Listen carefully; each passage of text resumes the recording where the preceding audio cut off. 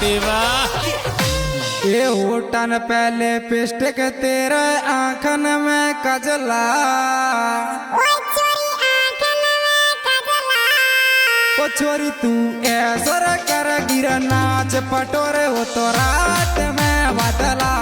ओ छोरी तू ऐसर कर गिरा नाच पटोरे हो तो रात में बदला ओ छोरी तू ऐसर कर गिरा नाच पटोरे हो तो रात में बदला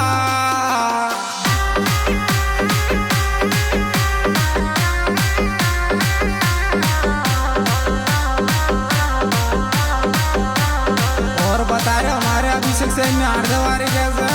क्या बात करा दी जाऊं सैन्य हार्दे